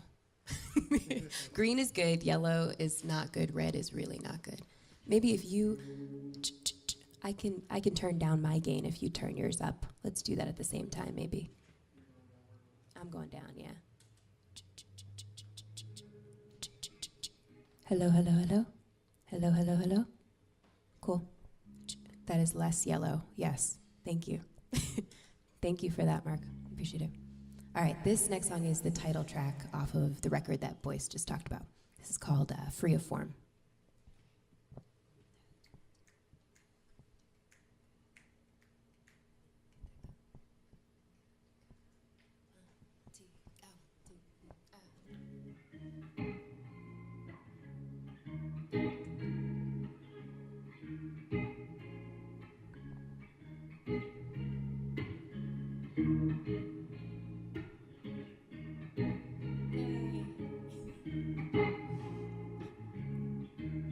In my daydreams I float, unwinding with my mind and my limbs. In my daydreams I rode a countless stream of wisdom.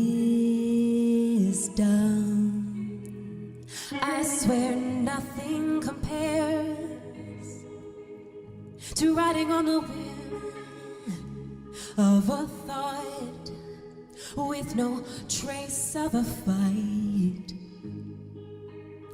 Ahead is only peace and light, and there's no way to know what lay ahead. Better live now or else be dead. Hold your dreams close and don't look back. Live a life free of form, no regrets. Find a place that will welcome you into the clouds and winding into what we will be. Carve a space that can hold you in all you are, with no assumption of what will be, of what we'll find, of what will make us what we are.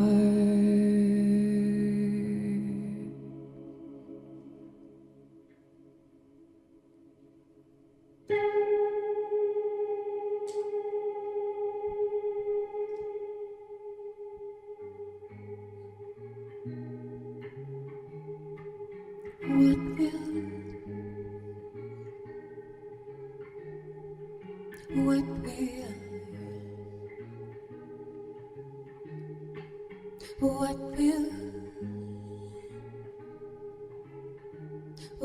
will make us? What will make us? What will make us? What will make us?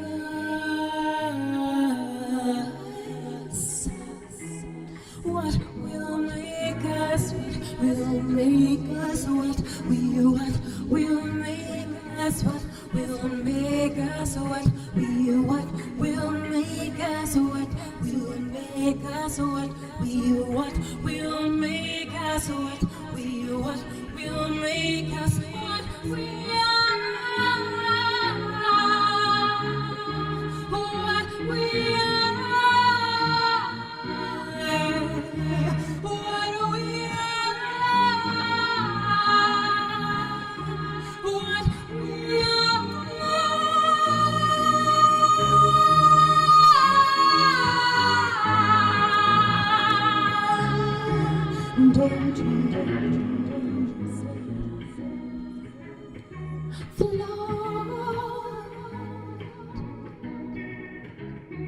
daydreams. Find a place that will welcome you into the clouds, unwinding into white. We will be.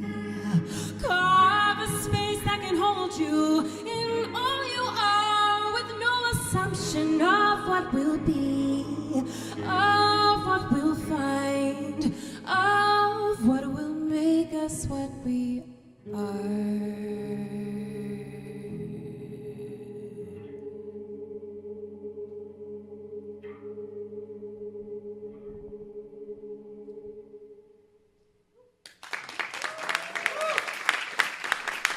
Thank you. All right, we got one more. Thanks for sticking around with us. And shout out to the other two performers. You guys rocked it, and it was really an honor to be part of this very first talk music talk with you all.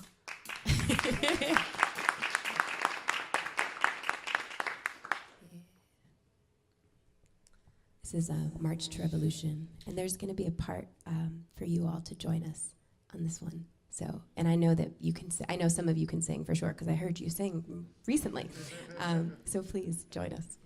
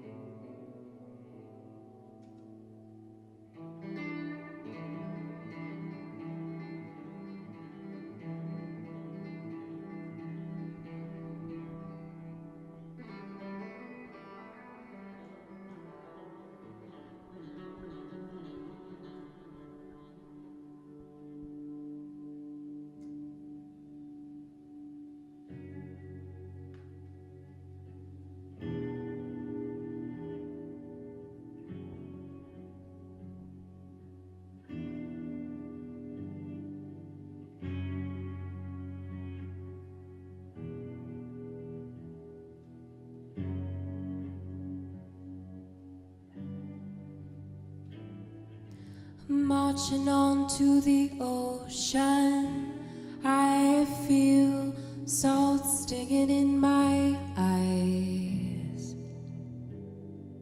Intensity of the current, I feel pulling me side to side.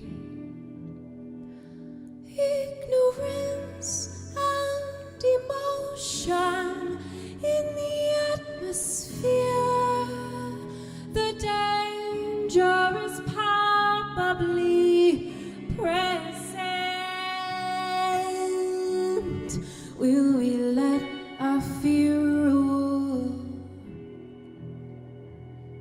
Will we let reason die when we know what we march for? Will we fight a revolution? Revolution of the real thoughts, revolution of the real minds, revolution of the real hearts, revolution of the real God.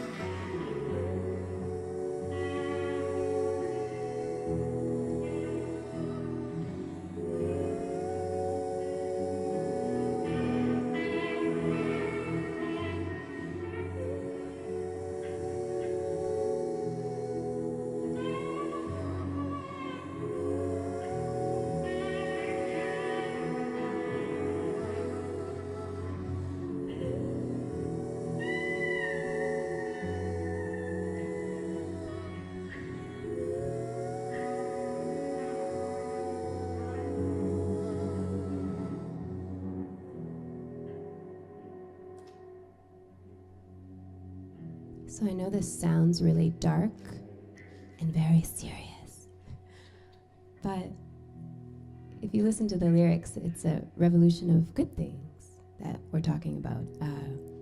And overall, it's really like a revolution of love. Love is so powerful.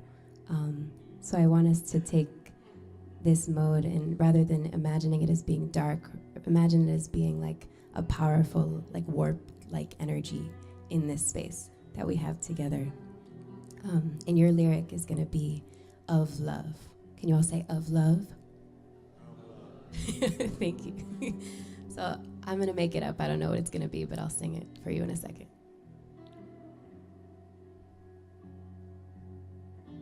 Of love, of love. And you can go up the octave if you have a high voice. Of love. Yeah, guys, stay down. Sounds good. Of love.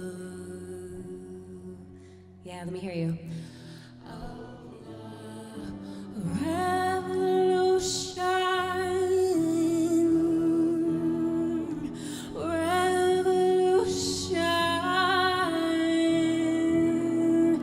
Revolution. Yeah. Revolution. Revolution.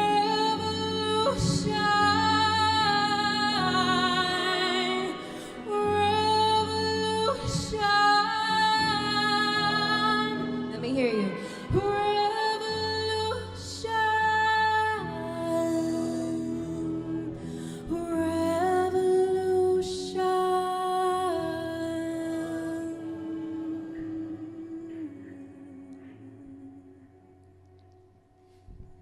I like the hint at the resolution. That's nice. So, this is Jordan Peters. Boyce mentioned it earlier, but I wanted to acknowledge that. Yeah, this is so great. And now we get to talk? Yes, we're good. Okay, cool. That was wonderful, Sarah. How'd that feel? It felt really great. I'm going to echo the same sentiment. It's like definitely, we're nude. We're used to having 3 other members of our band up here with us. So yeah, it's so different performing this material. But Jordan and I have been kind of like tinkering with performing this material duo. So it's very new for us and it's exciting. And I'm really excited that we had the opportunity to do it tonight. So. And it's also to enclose people for some reason stand like a mile away from you. I don't understand that. So. Wait, what do you mean? You know, when you're in nightclubs and people stand. Oh, yeah. They're like a mile away instead of come up to the stage like they're scared or something. Yeah. So I don't know what that's about. But here you can't hide. No, you can't. No. And this is, I mean, it kind of feels like, I mean, most of us took off our shoes while we were up here, I think because of this lovely rug. Yeah. But I just kind of feel like we're in, like, this is my living room. Yeah. Welcome. It's nice. Thank you. So your list of books, nice, varied. You had some Toni Morrison on there, Maya Angelou, and someone in there, Pierre Bourdieu. Pierre Bourdieu. Pierre Bourdieu. He's a sociologist. Yeah. Okay. Yeah. And why him? Why did you have a sociologist? My friend Michael. Are you a is sociologist? very familiar with him. Or you dig? Yes. Rules of Art is one of my favorites. Yes. And what is he? Who is he? What does he mean to you? Well, Pierre Bourdieu is the epitome of when I started to read his books in college, I studied jazz vocal performance and sociology and urban studies. So I did a dual degree while I was in college. And when I was reading Pierre Bourdieu, it was like, oh my gosh, this is how I see the world. Yeah. And it was crazy because I didn't think that, actually similarly to what you shared earlier, it was like this opening of my mind to how I classify things and how I observe relationships between people and theories of like capital and fields and all of that. That sort of was the way that my mind had been working since I was pretty little. Definitely not as like articulate as as articulate of a way as Bourdieu did it, but it was really cool because it just gave me like a context in which to sort of classify the way I already was thinking. Okay, so what is this way?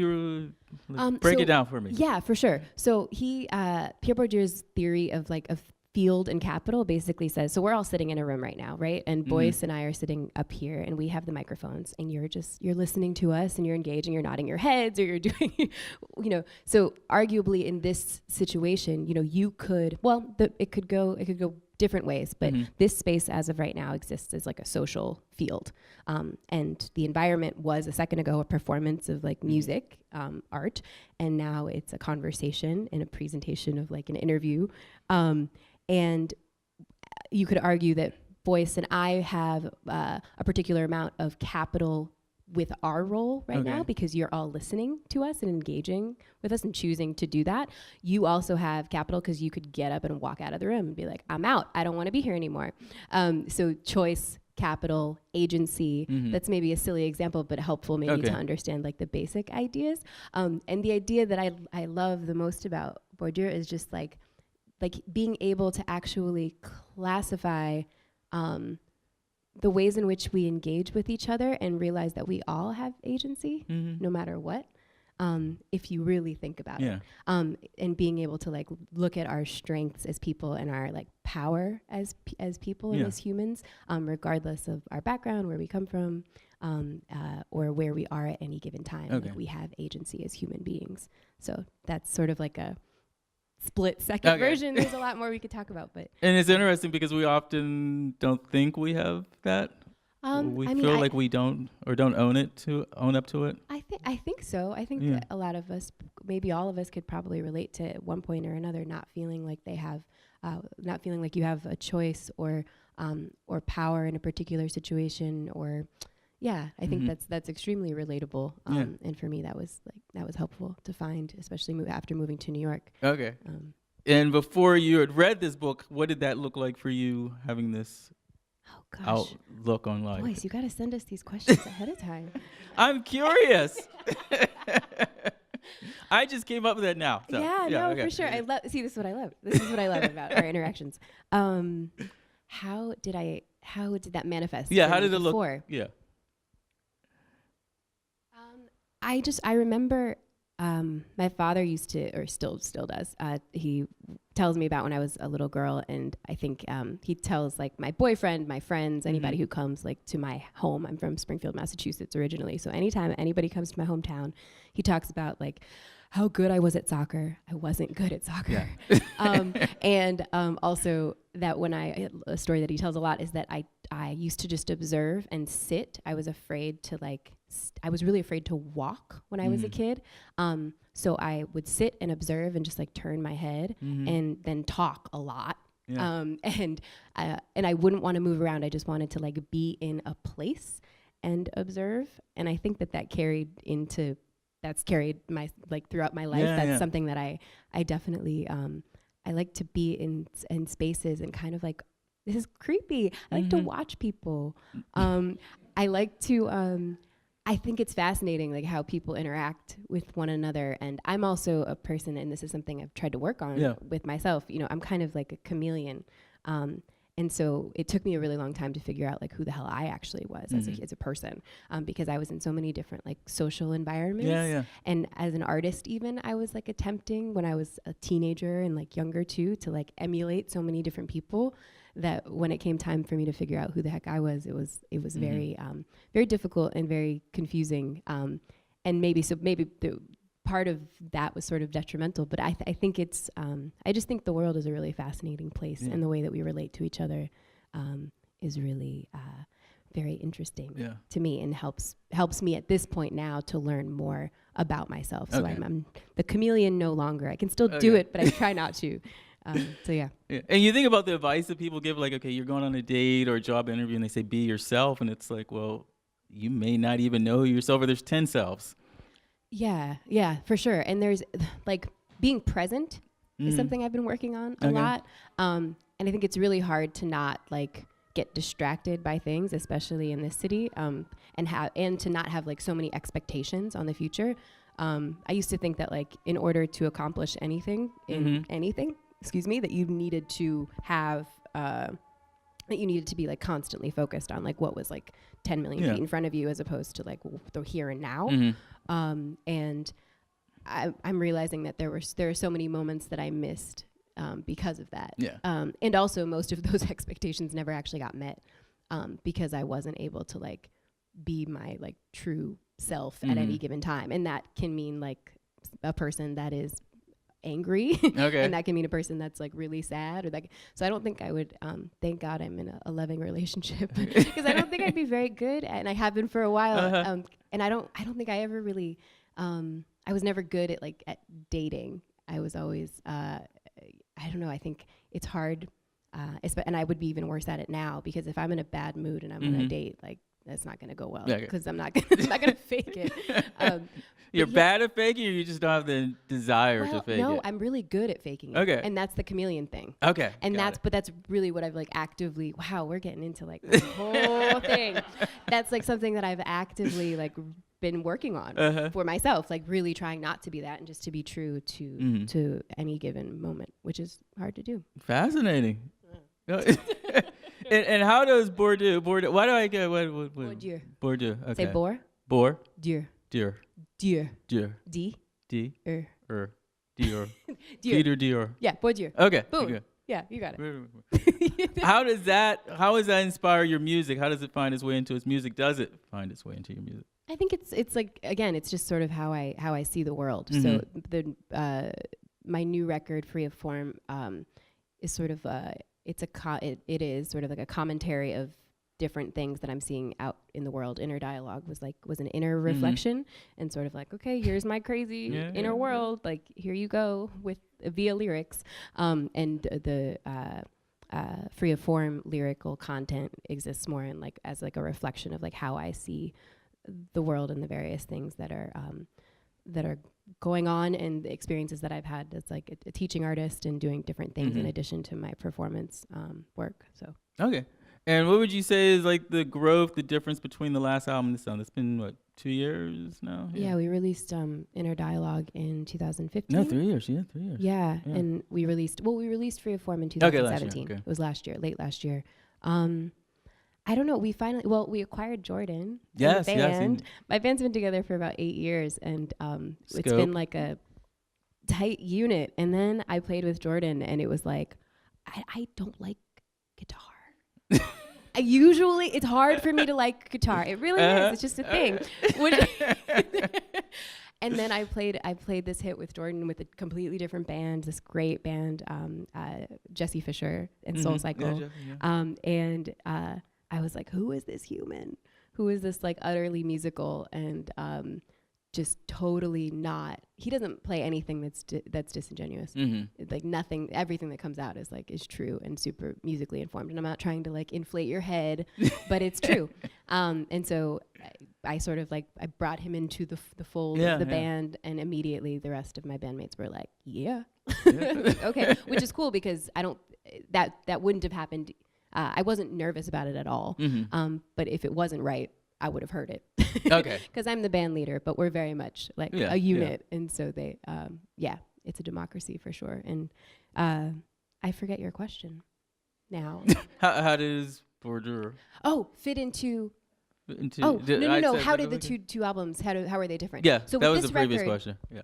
With this record, we sort of just... We like totally, with Inner Dialogue, we like went to the edge of the cliff. I come from a jazz world. The jazz world, whatever that means so many things nowadays. But you're constantly told as a jazz musician, like what jazz is and what it isn't, and what you have to do in order to be called. You know what I'm talking about? What you have to do and create in order to be called that. And I think with Inner Dialogue, I still cared a little. Yeah. People were saying, like, oh, well, Sarah, she's not really like a jazz singer. And, I still cared about that a little bit. And with Free Form, I didn't. It was just kind of like, you know what, these are the sounds that are coming out of me. And I know where I'm from. I know where I come from, creatively and artistically. And I can, like, that means something to me and to my, like, informs my output. Yeah. And it doesn't really matter. Because when you think too much about how other people feel about what you're creating, at least for me, when I think too much about it, it very much hinders what I put out. And so as much as I very much think about and care about my audience, like this exchange is everything for me. I love performing, and I very much care about that. But when I'm creating, like when I'm in the workshop phase of things, it's sort of like, well, no, we just gotta like let it all out. Because as we all know, anybody who's a songwriter in the room, you gotta let a lot of like crap out before you're actually gonna get to something good. It's a craft, you know. So So with Free of Form, we just like jumped off the cliff. And I'm so excited because like there's no really going back now, and I don't know what the next record will sound like. But it felt really good. Was there something you actively had to do to get to not care? Just learn about myself more and get more confidence as an artist, I think. I think we're all taking a really big like risk doing what we do. You know, we're lucky because we get to do what we love every day, but we also have no idea how things are gonna shape up and turn out, and like how we're maybe gonna eat or pay rent or whatever. And it's a really big risk. So if you're gonna live like that, if you're gonna like be a musician and be an artist, then you better make what you want to make. That's kind of how I like be fully like, you. Don't be, you know, because it's sort of like, oh well, man, you could probably do something else. If you're creating something, so this is not speaking about people who cover material or because that's a whole different different process. But for people who are songwriters and who create new material or art, any type of artist. You better. I mean, and like is a difficult word to use, but you better like feel like it's true to who you are. Well, I feel you do that, Sarah. This is why I love you and love what you do so much. You too, thank you for the kind words you said. I appreciate that. Plans for the rest of the year? It's early 2018. What do you got coming up? More shows? Yeah, well, this month is really busy, which is so exciting. I got laryngitis right after releasing my record last year, which was awful. It was my first time getting laryngitis, and it was like the most terrifying and worst feeling ever.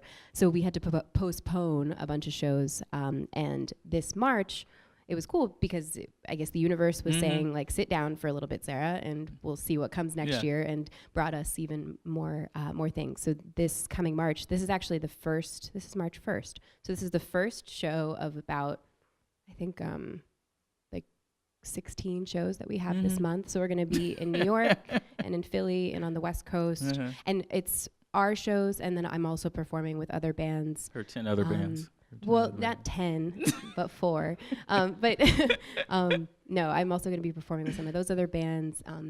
On March 11th, plug, I'll be at Carnegie Hall performing with this music that's really important. It's really special. It's music that's been created through the Wow Music Institute at Carnegie Hall, which is Carnegie Hall's outreach division. So these are like songs and material that have been written in places like Sing Sing Correctional Facility and by teens all over New York City. And it's the very first time that like their outreach division has the Stern Auditorium stage, the main stage. Excellent. So it's really cool. And so if you're free on March 11th, come through to that. So this month's shows, I may have overcounted it, maybe 12. Did I say 16? Yeah.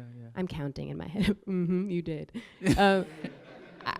I think it's more like, no, I think it's 13. Anyway, come to me if you want to know more about all of those shows. To see, like, with the full band, it's like... Yeah, we'll be at BAM next week for our Brooklyn CD release. Okay. Which has been, so the 9th, March 9th. March 9th, go. And best place for people to keep up with you online? My website. It's a long name, but SarahElizabethCharles.com. Sarah with an H, Elizabeth with a Z. Yeah. We're also on Instagram, SEC Smiles on Instagram. Sarah Elizabeth Charles Smiles.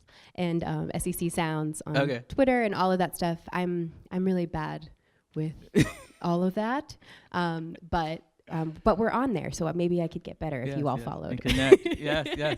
Well, thank you, Sarah. This was wonderful. Thank you, boys. It was a pleasure. Wrap up for the night. Thank you all for coming. Thank you. Thank you to Strand, Peter, helped organize the event. Everyone here at the Strand for their support. Corbu, the City and Horses, Sarah Elizabeth Charles, and thank you all for coming. Merch table. TalkMusicTalk.com. Make sure you subscribe to the podcast and listen to all the back shows, back catalog. Thank you. And I'm going to end the show like I end every podcast. My grandmother was a huge influence to me. First person I knew who loved music. So I'm going to conclude the show like I always say, everyone. Thank you so much for listening. Till next time, and there will be a next time. This one's for you, Liz.